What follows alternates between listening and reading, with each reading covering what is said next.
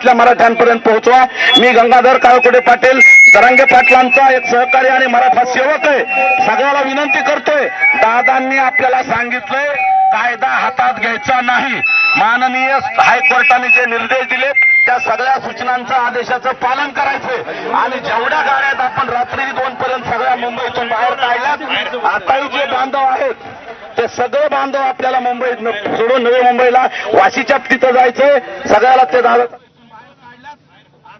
बांधव आहेत ते सगळे बांधव आपल्याला मुंबईत सोडून नवी मुंबईला वाशीच्या तिथं जायचंय। सगळ्याला ते दादाचा निरोप आहे आणि आम्हाला न्यायालयाला आपल्या माध्यमातून विनंती आहे, 5000 बांधव पोलीस बांधवांनाही विनंती आहे, 5000 बांधव फक्त आझाद मैदानात आम्हाला द्यावेत, आम्हाला परवानगी द्यावी। लोकशाहीतलं आमचं उपोषणाचं अस्त्र आहे ते आम्हाला महात्मा गांधींनी जसा इंग्रजांच्या विरोधात सुद्धा उपोषण केलं, मग आपली लोकशाही आहे, लोकशाहीत आम्हाला अधिकार आहे, घटनेनं अधिकार दिलाय, म्हणून दादाला तिथं बसू द्यावं, 5000 आंदोलकाला बसू द्यावं आणि त्यांच्या येण्या जाण्यासाठी जेवणाच्या गाड्या आहेत, सगळ्याला जेवायला पाण्याची सुविधा महापालिकेने करावी किंवा आमच्या गाड्या तिकून येत आहेत तेवढ्या गाड्या सोडाव्यात ही विनंती आहे। ज्या अन्नपुरवठ्याच्या गाड्या तेवढ्या इथं कुठतरी पार्किंगला लावून द्या ही पण विनंती आहे आणि आमची पोलीस बांधवांना अजून विनंती आहे, तुमच्या सगळ्या नियमाचं आम्ही पालन करू, माननीय कोर्टाच्या सगळ्या निर्णयाचं पालन करू हे मनोजदादांनी सांगितलंय। फक्त आमच्या लोकांना जेवढे आझाद मैदानात थांबतेत ना, जेवढे आम्हाला तुम्ही 5000ची पहिल्या दिवशी परवानगी दिली ती 5000च्या आत आंदोलक असावे तेवढेच आंदोलक आम्ही इथं थांबवणार आहोत। त्याच्यामुळं आता आमचे बांधव काही वकील बांधव कोर्टातही 3 वाजता आमची ती मागणी मांडणार आहेत, आमची बाजू तिथं न्यायालयापुढे मांडू, पण तोपर्यंत आपल्या बांधवाला विनंती आहे, इथं असलेल्या सगळ्या सेवकांना कुणीही रस्ता अडवायचा नाही। तुम्हाला आम्हाला मनोजदादाचा आदेश आहे, आपण सगळे शिवाजी महाराजांचे मावळे आहोत का? मग शिवाजी महाराजांचे आणि मनोजदादाचे मावळेत ना आपण रस्ता खाली करून द्यायचा आहे, त्यांचा आदेश मानणार आहोत का आपण?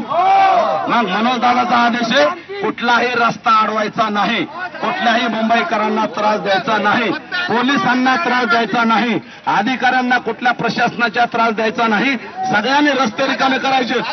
अन्नपुरवठ्याच्या गाड्याबाबत साहेबांना बोलतो सतत,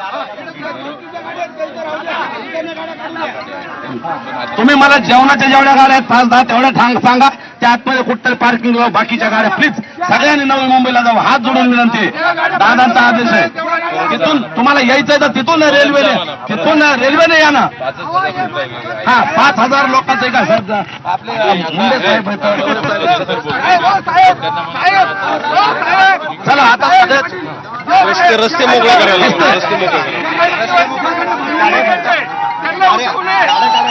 फक्त कुणाच्याही गाडीवर दंड टाकू नका, कोणत्याही कार्यकर्ता ताब्यात घेऊ नका, फक्त जर कुणी दारू केला आणि नियमाचं उल्लंघन केलं तर त्याला ताब्यात घेतलं जाईल, पण जे सामान्य आंदोलक आहेत कुणी त्रास देणार नाहीत, कुणी सामान्य खरेदी करायला जात असतील तर तेवढ्याला हे करा सर, सूट द्या। चला बरं सगळ्याला विनंती आहे, मनोजदादाचा आदेश आहे, आता रस्ता अडवायचा ना, माननीय कोर्टाच्या सूचना। भाई आप लोग यहाँ पे अच्छे से बैठ रहे हो, हाँ मीडिया ट्रायल भी चल रहा है कि हम लोगों के जो कुछ गंदी चीजें इन लोग प्लांट करके कुछ लोग गंदे चीज कर रहे हैं, इसे दिखा रहे हैं। मराठे संस्कारित लोग हैं, हमारे ऊपर राजर्षि छत्रपति शाहू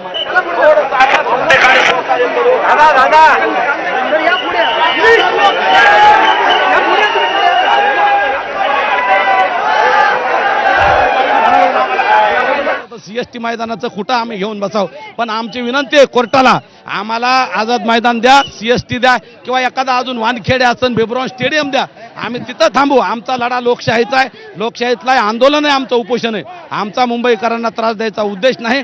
काल रात्रीपासून आम्ही कोर्टाचा जो आदेश आला तो सगळा मानून मनोजदादाच्या एका शब्दाखातर सगळे मराठे नवी मुंबईला गेलेत, जे लाखो मराठे होते ते सगळे आता नवी मुंबईला गेलेत आणि डीसीपी साहेब तिथं मुंडे साहेब असतील, ढवळे साहेब, त्यांच्या प्रत्येक ज्या वेळेस ते सूचना आम्हाला देतात, ज्या वेळेस आम्हाला मदतीला बोलवतात, आम्ही सगळे त्यांच्या मदतीला असतो। म्हणून आपल्या माध्यमातून आमची सरकारला आणि प्रशासनाला विनंती आहे, आमच्या या लोकांना कुठतरी रस्त्याच्या बाजूला जागा द्या, पार्किंगला द्या, जेवढ्या जेवणाच्या आणि 5000 लोकांच्या गाड्या तेवढ्याला एक परवानगी द्या, कुठंतरी पार्किंग द्या, त्यांना पाण्याची सुविधा द्या आंघोळ करायला, त्यांना कुठं टॉयलेटची व्यवस्था करा, एवढं 2च करा आणि आमचं जेवण येतंय तेवढ्या गाड्या जायला राहू द्या आणि त्या जेवणाच्या गाड्याला सुद्धा इथं कुठेतरी पार्किंग द्या। ही दिवस आहेत पाटील, पावसाळ्याचे दिवस आहेत, त्यामुळे अडचणी येतात, निवारा द्या। हो अगदी रेल रोडचं पार्किंग असेल किंवा काही सुविधा नाही, फाईन लावली जातात गाड्या। हो ना, फाईन न लावता फाईन न लावता आमच्या सगळ्या आंदोलकाला थोडी मदत करावी.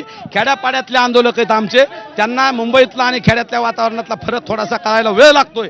इकडलं वातावरण वेगळं आहे, सारखा पाऊस येतो, 2 मिनिटात पाऊस येतो, 2 मिनिटात जातो, त्यामुळे लोक आजारी पडतायत. पाऊस आल्यामुळे कपडे भिजतायत, परत जास्त कपडे नाहीत. म्हणून विनंती आहे, कुठेतरी निवारा द्या, देता आला तर निवारा द्या, नाही तर कमीत कमी आझाद मैदानात आणि आजूबाजूच्या 2-3 पार्किंग असतील आणि एखादं जे CST किंवा अजून निवाऱ्याचं कुठलं ठिकाण आहे महापालिकेचं ते सगळं द्यावं, ही विनंती आहे आपल्या माध्यमातून प्रशासन. नाही, पाटलांनी सांगितलं आझाद मैदान सोडणार नाहीत. कोर्टाच्या निर्णयाचा आदर आहे, पण आझाद मैदान सोडणार नाहीत हे मनोजदादांनी सांगितलेलं आहे. तब्येत बिघडलेली आहे त्यांची आणि 3 वाजता निर्णय आहे त्याच्यावर, त्यामुळे आत्ताच आम्ही आझाद मैदान सोडणार नाहीत. माननीय कोर्ट आम्हाला न्याय दिली अपेक्षा आहे. माननीय जे न्यायदान देणारे असतात ते निपक्षपाती असतात, ते कुठल्याही जातीचे असले तरी ते मराठ्यांना द्वेष करणार नाहीत न्यायदानात करताना. त्यामुळे न्यायालयाला विनंती आहे, या 6 कोटी मराठ्याच्या भावनेचा आदर करा. महाराष्ट्रातला 6 कोटी मराठा बघतोय, त्यामुळे इथं चुकीचं काही होण्यापेक्षा आम्हाला मदत करा आणि थोडंसं आम्हाला सहकार्य करा. चला. म्हटलंय की आता गाड्या आम्ही ज्या खाली करायला सांगितलेल्या आहेत, या ठिकाणाहून गंगाधर काळकुटे यांच्यासह सर्व पोलीस जे आहेत ते या ठिकाणाहून निघून चाललेले आहेत आणि आंदोलकांना ते प्रामुख्याने विनंती करतायत या ठिकाणाहून जाण्यासंदर्भामध्ये. मात्र आता आपण बघतोय पोलीस डायरेक्टली फाईन मारले चालले गाड्यावर.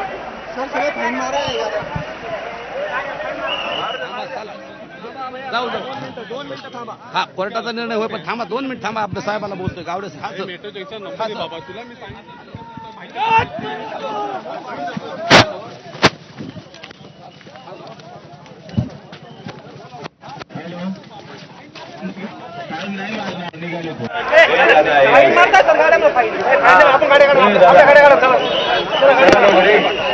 दादा गाडी काढ, लवकर काढ, लवकर प्लीज. सर थोडं मागे वरा. फाईन ना करू गाडीला. आता गाड्या काढा, आता फाईन नाही आपल्याला. आता गाड्या काढा लोक.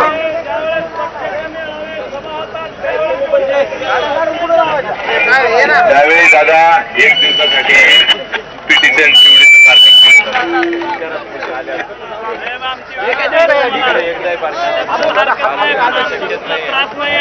बंद झालेला आहे म्हणून तुम्हाला चालू केलाय साहेब.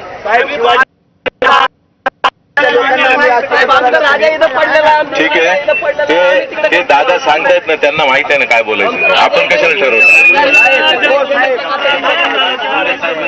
प्रत्येकाने ठरवायचं.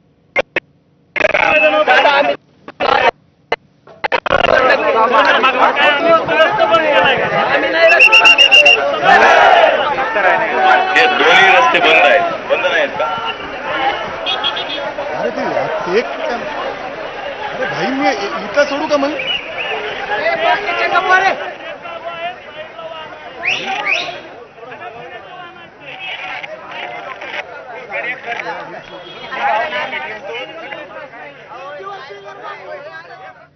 तर अवघी 10 मिनिटं आता शिल्लक आहेत आणि 3 वाजता पुन्हा एकदा ही सुनावणी सुरू होईल. आपल्याला कळेल या सुनावणीमधून नेमकं काय समोर येतं. मात्र आतापर्यंत नेमकं काय झालं ती दृश्य आपण बघूयात.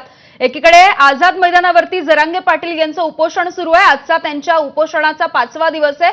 दुसरीकडे आपण हा CSMT स्थानकाचा आणि आझाद मैदानाच्या बाहेरचा परिसर बघतोय, जिथे आंदोलकांच्या गाड्यांची प्रचंड गर्दी झालेली होती. या सगळ्यांना या गाड्या इथून काढण्याच्या सूचना देण्यात आलेल्या आहेत. आता मराठा आंदोलकांपैकी असणारे गंगाधर काळकुटे या ठिकाणी बोलत होते आणि त्यांनी सगळ्या या आंदोलकांना सूचना दिलेल्या आहेत की सगळ्यांनी आपापल्या गाड्या काढायच्या आहेत आणि मुंबईच्या बाहेर वाशीच्या दिशेने घेऊन जायच्या आहेत आणि तिकडे थांबायचंय. केवळ अन्नधान्याच्या गाड्या ज्या मोजक्या असतील त्या या ठिकाणी थांबवण्यासाठी पोलिसांकडून परवानगी दिली जाऊ शकते. मात्र या सगळ्या आंदोलकांना वारंवार विनंती केली जाते की तातडीनं या सगळ्या गाड्यांमुळे जो रस्ता अडलाय तो